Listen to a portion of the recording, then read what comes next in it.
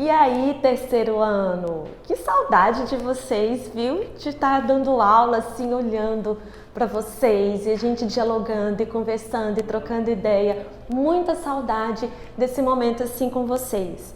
Mas enfim, como ainda não estamos nas nossas aulas presenciais, vamos aqui de videoaula dando continuidade, né, nas nossas aulas e no nosso conteúdo, seguindo o que a gente viu na última aula, tá bom? Vamos lá. Então, lembrando, a gente viu o barroco europeu e agora, na aula de hoje, nós vamos ver sobre o barroco brasileiro. É um assunto muito tranquilo, não tem assim uma quantidade grande de obras e de artistas para a gente ver. O foco é em um único artista que se destacou muito dentro do barroco brasileiro, que é o Aleijadinho, certo? Minas Gerais foi o estado onde mais tivemos registros de arquitetura, do barroco e tudo mais.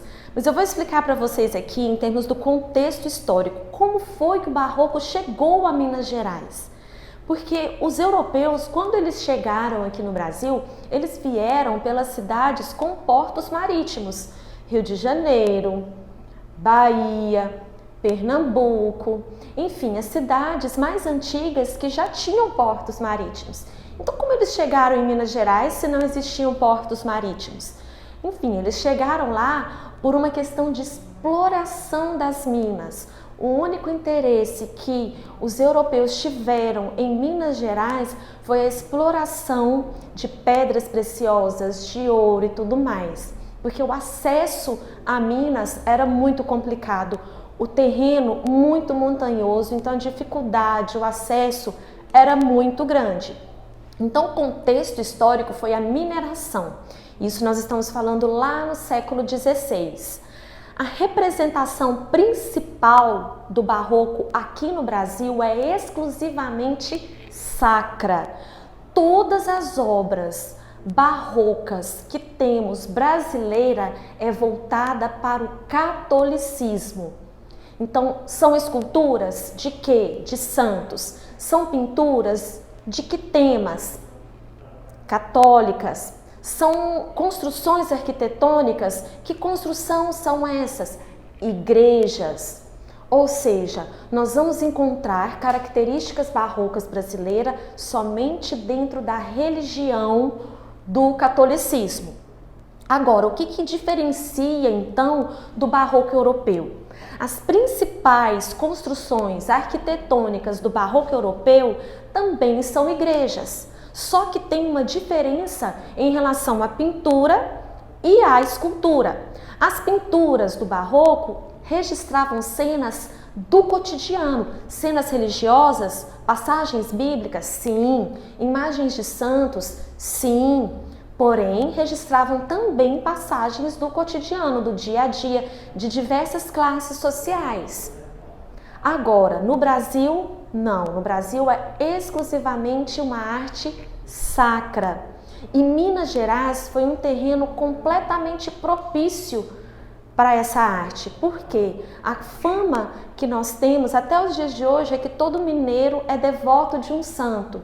Falamos isso de uma maneira exagerada, mas é uma característica que veio lá das origens da colonização aqui no Brasil. Então, cada mineiro era devoto de uma santa, de um santo, e isso facilitou as encomendas de obras de arte, das esculturas, das pinturas, enfim. E como característica estética dessas obras, elas tinham proporções grandiosas, sempre muito exageradas. O barroco, ele sempre quis chamar a atenção da população. Então eram obras cobertas com muitas folhas de ouro, a decoração no interior das igrejas extremamente muito bem decorado. Então eu vou mostrar para vocês todas essas explicações de características aqui à frente nas imagens. Vamos lá, nome de grandes artistas que se destacaram no barroco. A gente tem o mestre Ataíde e temos Antônio Francisco Lisboa, que é o conhecido como Aleijadinho. E o território que nós mais vamos falar de exemplos de obras barrocas é Minas Gerais. Vamos falar também de Salvador, na Bahia. Vou mostrar para vocês uma igreja que é uma das igrejas mais importantes e consideradas uma das igrejas mais ricas no contexto de obras de arte em Salvador, mas Minas Gerais é o grande polo do barroco brasileiro.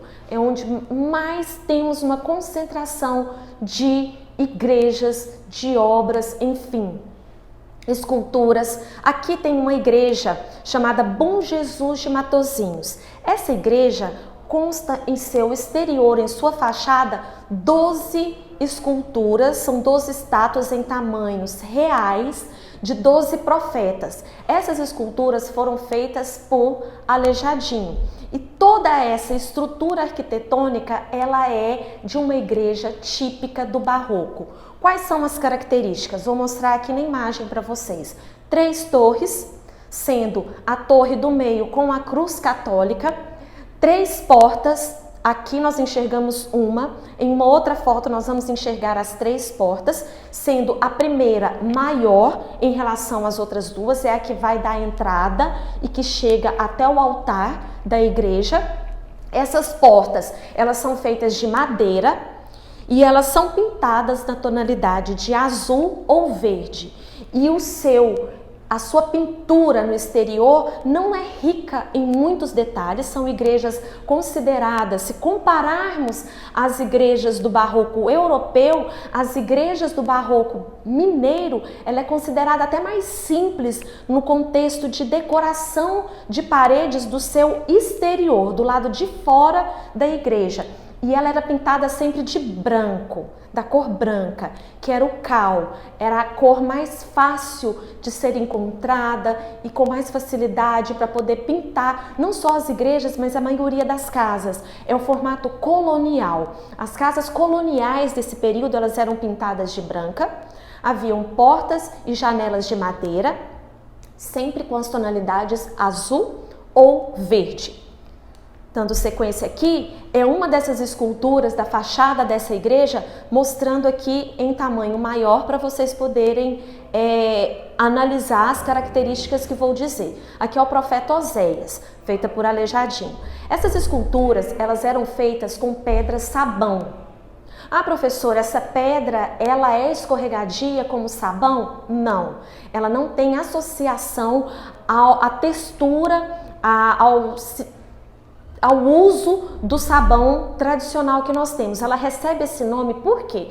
Porque quando essa pedra ela é quebrada, o interior dessa pedra, as camadas são muito semelhantes a um sabão quando ele é quebrado. Por isso fizeram essa associação na época que era uma pedra sabão, mas não é que ela é tão escorregadia não. Mas era uma pedra que era encontrada com muita abundância em Minas Gerais. Então, devido a esse fator, eram as pedras que os artistas utilizavam para poder fazer as suas esculturas.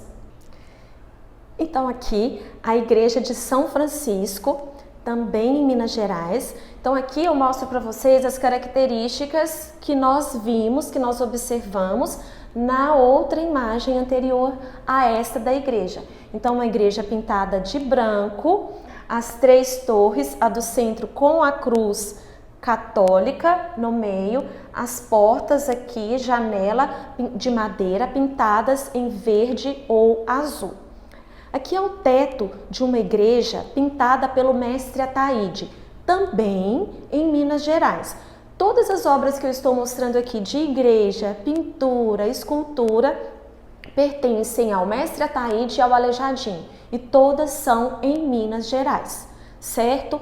Então deixa eu falar um pouco em termos técnicos dessa pintura. Essa pintura ela foi feita no teto de uma igreja. Esse teto ele é feito porque essa igreja existe, é preservada, conservada até os dias de hoje, aberta ao público, à visitação, como um grande patrimônio histórico do barroco. Então ela era toda de madeira e o teto reto também, não existia nenhuma curvatura no teto. E o que chama atenção é a maneira como a pintura foi feita. O efeito que ele conseguiu de profundidade nessa pintura faz com que nós temos a ilusão de ótica que o teto é curvo, que o teto é côncavo e que existe nesse teto colunas, relevo, mas que na verdade não existe.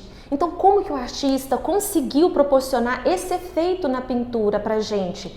Aqui nas colunas, no centro aqui, sendo que é um teto reto. Ele conseguiu isso graças à composição cromática, com as tonalidades quente e frio, do vermelho e do azul lado a lado. O vermelho é considerado uma cor quente, então nós temos a sensação de que o vermelho se aproxima, que aquela pintura, daquilo que foi feito de vermelho, se aproxima, e aquilo que foi feito com a tonalidade fria, que é o azul, o branco, se distancia. Essas duas cores, quando pintadas lado a lado, proporcionam esse efeito óptico de profundidade.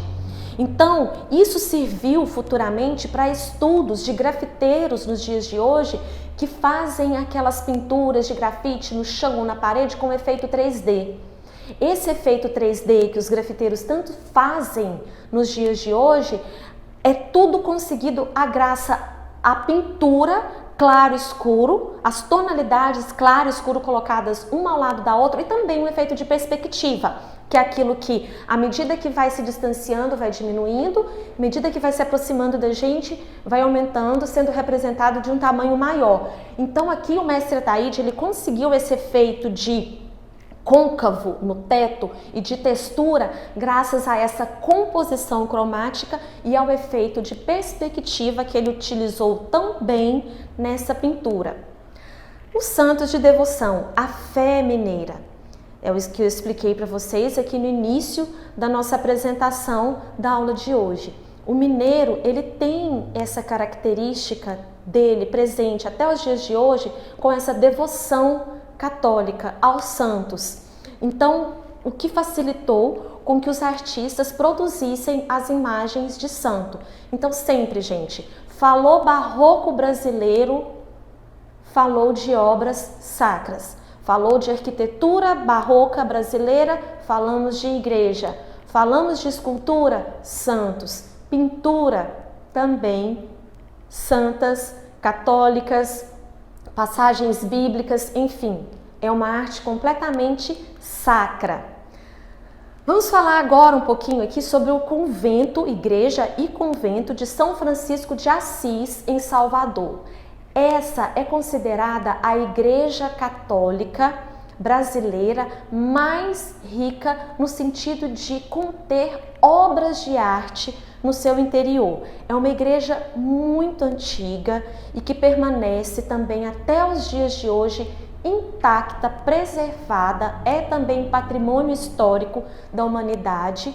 Então, existe toda uma preservação desse patrimônio no sentido da arquitetura, da pintura, da escultura. Existe aqui até um guia turístico que as pessoas, quando vão até lá para conhecer um pouco da história do barroco, da história da colonização, as pessoas vão conhecer a igreja, tem até um guia turístico que vai apresentando, mostrando e narrando cada local. Ela foi construída no século XVII. Ela possui no seu interior 80 quilos de ouro na sua decoração. Ela é considerada, então, como eu disse, a igreja mais exuberante de Salvador e a igreja católica mais rica no contexto de decoração do Brasil. Aqui eu vou mostrar algumas imagens do interior dessa igreja. Então, ela é toda coberta por folhas de ouro. Teto, parede, chão. Não existe um local na parede, um local no teto que não tenha uma escultura, um detalhe feito na parede em relevo. Tudo é feito com motivos decorativos do barroco. O barroco ele se resume nessa característica, esse excesso decorativo para chamar a atenção, faz parte das características da igreja barroca. E nós podemos ver tão bem nesse exemplo da igreja São Francisco de Assis em Salvador. Aqui essa imagem são das paredes nas laterais da igreja. Na lateral existem vários mini altares. Missas, gente, acontecem periodicamente nos dias de hoje. Todo domingo acontece missa, normalmente. Mas durante a semana ela é sempre aberta à visitação do público. Aqui mais exemplos também da mesma igreja. Aqui uma outra vista dela pelo lado de fora. Então as 3 torres, a do centro, a cruz católica, as portas, a maior no centro e sempre com madeira, também pintadas de verde ou azul. Aqui é uma das obras de Aleijadinho, escultura feita em tamanho real. Então, como eu disse também lá atrás, as esculturas, a maioria das esculturas de Aleijadinho eram em tamanho real, formas grande. Aqui ele fez a última ceia em um refeitório de uma capela em Minas Gerais, onde ele fez todas as pessoas aqui em pedra sabão em tamanho real. Finalizando com essa última escultura também de Aleijadinho.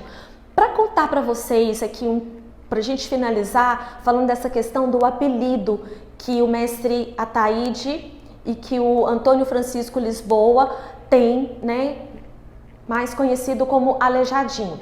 Ele tinha uma doença chamada lepra. Essa doença é conhecida hoje por um nome de hanseníase. Só que na época não tinha cura, não tinha tratamento, não tinha medicamento algum. Então ele tinha várias feridas em suas mãos e trabalhava muitas vezes fazendo as suas esculturas com as mãos enfaixadas. Para facilitar o manuseio das suas ferramentas, ele amarrava essas ferramentas em sua mão com uma faixa. E aí deram esse apelido para ele na época, que não o constrangia, não causava nenhum mal-estar. Esse apelido foi aceito por ele na época, tanto que até os dias de hoje ele é conhecido por Aleijadinho. Tá bom, pessoal? Espero que tenham entendido o conteúdo de hoje e na próxima aula estaremos aqui com conteúdo novo, tá? Então um beijo bem grande para vocês e fiquem com Deus.